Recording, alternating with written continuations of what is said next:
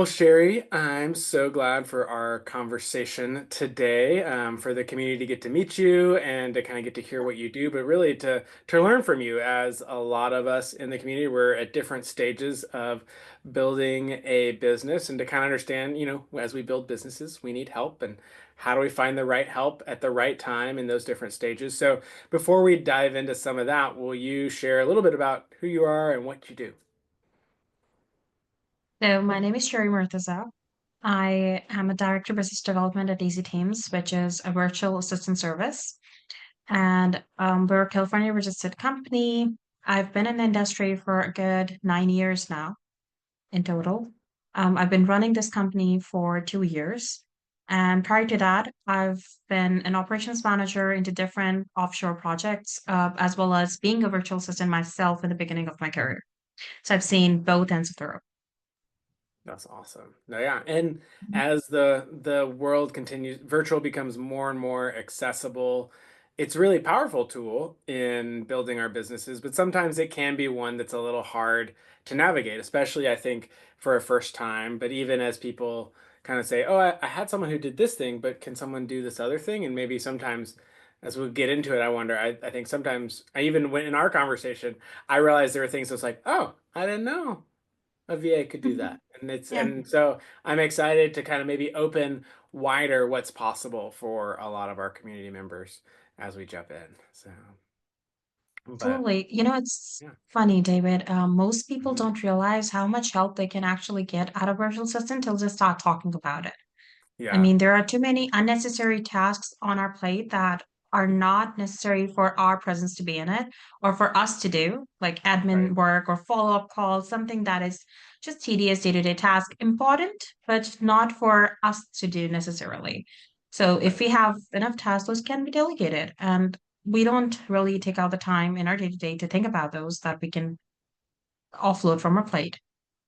Yeah. No, I think so. Yeah, we just kind of think, hey, I got to get it all done, and Yeah. we're not Prioritizing. evaluating that, and yeah, and prioritizing, kind of triaging, go, oh wait, I'm the Yeah. only one who can do this, and a lot of times we think there's a lot more in that bucket than there actually is, you know. Yeah. But well, cool. Well, let's kind of jump into our different stages in the framework and kind of see, okay, how does this play out? What does this look like in each stage? And sustainability is trying to make that ideal month the normal month. So when you're in that Yeah. stage, there's a lot of, there's a lot of engaging and establishing the community that you've been cultivating Yeah. online. But a lot of it is really relates to systems and processes and trying to Absolutely. make that, and sustainability doesn't mean the revenue's totally flat. You still hope, ideally it's still growing, but it's growing in a way where it's because you're building the right engines. You're building an awareness engine, or you've built an awareness engine in your adoption stage, and a consideration, and all these different things to move people through the buyer's journey. And now in Yeah. sustainability, you're really formalizing that through systems and processes, and you're iterating on that. So in that stage, we've probably already outsourced to some degree, but yeah, how does the way we think about that change in that stage? So I feel the first important step in that stage is defining your departments Hmm. of Okay. each. So, and a department doesn't mean for you to have like six, seven people in it or maybe more. I mean, it's great if you have those in each domain, but Hmm. sometimes we don't. But you need to, differentiate between them. Now, Hmm. but what I mean by differentiate is admin team only does admin work. Their goals need to be admin, related. Sales Hmm. team has different goals. Their job description needs to be clearly defined on what their core responsibilities are, what their core targets are, and what they need to be working on at all times, right? And they should only be questioned about those. Let's not mix these. Marketing team is different. Your bookkeeper is different. Everyone is different and they have their different roles. So let's define those roles. According to each business, they're going to have different teams, depending Hmm. on what they do. So, first step, when you're getting to that level, which is great, you just need to sustain it. So you need to bring in more structure. Again, processes. And once those processes are in, these days, honestly, AI helps a lot.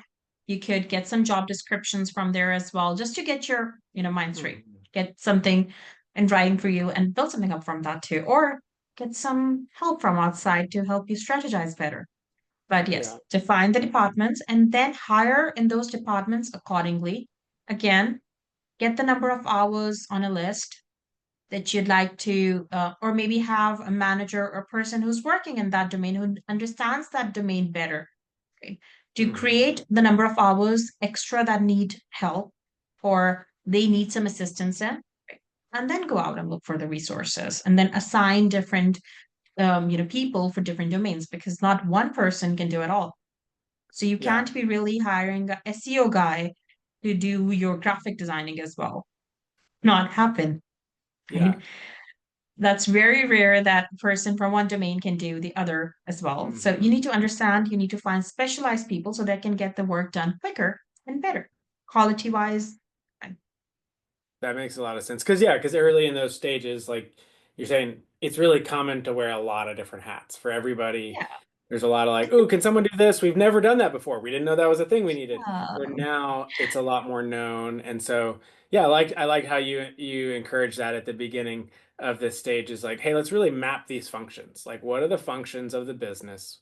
Because, like you said, one might have this function and another it doesn't have that at all, and so it's going to be unique to the business, but to really go, what are the core yeah, functions, what are the expertise that we need, and so who do we need to own these different pieces and start to really map that out. I could also see in this stage where the benefit of bringing someone from the outside looking in to even just kind of document what are the processes, what are the standard operating procedures, and to have almost like um, that third party view of someone who didn't see it when it was being built, but sees it now and can more um, can better articulate like, hey, this is what I actually see you doing. Is that what we mean to be yeah, doing? There may be some mhm, shifting and optimizing because now you have yeah, a new view coming in there. absolutely. And having an outside perspective is very important, especially if you're a growing business. I mean, if Mhm. you want to stuck at that one number where you're comfortable, that's great. But if you want to grow, then there are a lot of changes that need to be made. And you need to also, at the same time, you need to motivate your team around, get them Mhm. comfortable, and make them understand these changes are important because maybe you understand that the changes are important for your business to grow, but your team members might feel insecure and Mm. might not then, feel perform their best because of all the changes that are going to happen, right? So it's important for you to take everyone along with you as you try to make these new decisions, get some new processes in. In this building Yeah. phase, you need your core team with you. Yeah, that makes a lot of sense. Well, I appreciate you naming, yeah, some of the struggles there. Are there any other pitfalls that you see founders fall into when it comes to building teams, especially in this sustainability stage? So when you're a person who's starting from like, one employee, you Mm-hmm. build very good relationship with your core team. But then Mm-hmm. you're gonna have 80 employees one day. You're gonna have 100 employees one day, or maybe a bigger team, a team Mm-hmm. that is remote as well. You're not facing them every day. You're not talking to them every day. The interaction is not there. So your other team might feel less connected to you. They might not understand your vision, right? Mm-hmm. Because having your team just as motivated as you, or maybe even 50% as motivated as you, is important because then that's how you get to the next step, right? You need to make sure that you have people not pushing the goals away, but actually attracting them towards themselves because Yeah. it gets difficult, right? So Mm-hmm. I recommend people having a lot of at least Zoom meetings, weekly Zoom meetings with their team, all their Okay. teams, to get everyone on the same page, to make them understand the direction the company is going to take. Like I mentioned, now is the stage where companies have different domains, different departments. It's important for everyone to sit on one table or even at least one Zoom call and discuss everything openly, right? Mm-hmm. One department can give their point of view on what they're doing, what they plan on doing this week or the next week, or maybe in this month, and the other can give theirs so that everyone has clarity and the teams can coordinate better and they just don't feel isolated. Yeah. No, and that's really good because yeah, like as you have that specific or specialization occurring, there Mhm. now is a little more distance from the Yeah. founder. And even though a lot of times we know like, oh, the actions I took early on that got me to here aren't the ones that'll get me to there.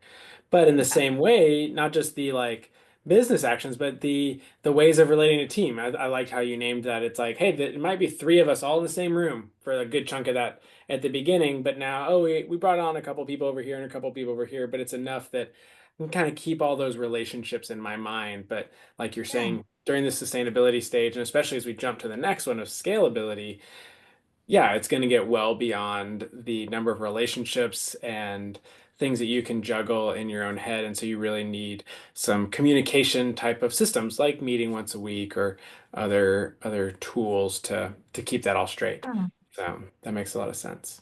Well, as we kind of wrap up, Sherry, are there any other just things you'd want to say to founders, um, just to really kind of whether it's to yeah, to just guide, to inform, to encourage as they're thinking about how do they manage talent, how do they outsource, how do they offshore, how do they figure out, one of the things we talked about a number of times was how do they determine the value of their time? Like anything you kind of want to close with as we're talking to founders here.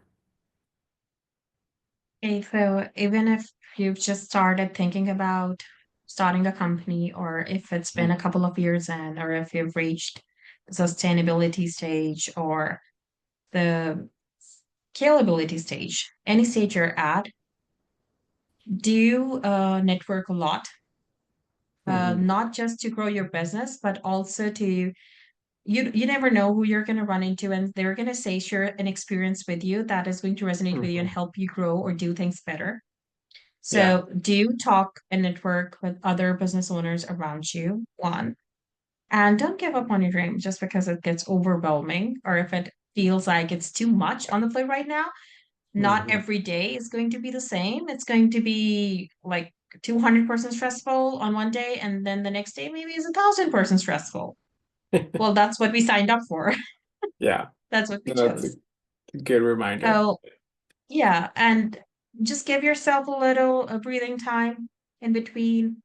Find ask for help from Hmm. people. It's there's no shame in asking for help if you're someone who's new to starting their business, or if you've been in the business for quite some years, so there's no harm in asking for help. Ask for help from around business coaches, life coaches, therapists, anyone that you need. If you need a power group, power partners, anyone that you feel you can comfortably talk to those people. You'll Yeah. find a solution. No, I appreciate that's a great exhortation, Sherry. And it really complements well with what we've been talking about of you're really it's again it's like okay, if I have this dream, who's going with me? Because we especially I feel like here in the West we have this kind of like Lone Ranger version of the founder that's like I know how to do Yeah, all the things and I'm gonna bootstrap and figure it all yeah, out and whatever method. But really, no, it's always a team, even when it yeah. looks like one person out front, it's a team. And so I It's a team. appreciate, even as we've talked about more on the internal, like, how do I offshore these tasks? But I love how you frame that in. It's like, hey, you also have a community that you're walking in this with, people who are speaking into that, people who Yeah, are encouraging, keeping you accountable, providing guidance. That absolutely. really, that when we think about team, it's a much bigger circle that we're drawing. Um, Yeah. so, And we humans, I feel, are always a work in progress. If any one of us thinks that we're completed, we've learned it all, we're fooling ourselves. We're right. constantly learning something new, and Mhm. the more we stay humble about it, the better for us, because then we'll actually reach out to people around us or try learning a thing or two, pick a thing or two from others around us. Doesn't matter if we're 20 or 60, we're constantly learning something every day. So we need to be just open to it and, embrace change. I love that. Yeah, no, that's really good. Well, thank you so much for sharing with the community. I Yeah. really enjoyed getting to know you also and getting to learn more about. I remember our first conversation, it kind of blew my mind on how much was possible to offshore and even, how early in the journey it's like, oh, I guess I don't have to wait. I think that's often a pitfall that I know myself, but I see other founders as we coach founders like fall into is like, oh, I need to wait till here to start doing that. And just so, yeah, I think that's been fun that I've learned from you is just both how accessible it can be, but also like, yeah, there's so many more things, more ways that I can find the help I need than I realized. So I appreciate you sharing today, sharing that with our community. I'm excited to see how that helps them build new things that makes the world better. So thanks a ton. Absolutely. Thank you so much, David.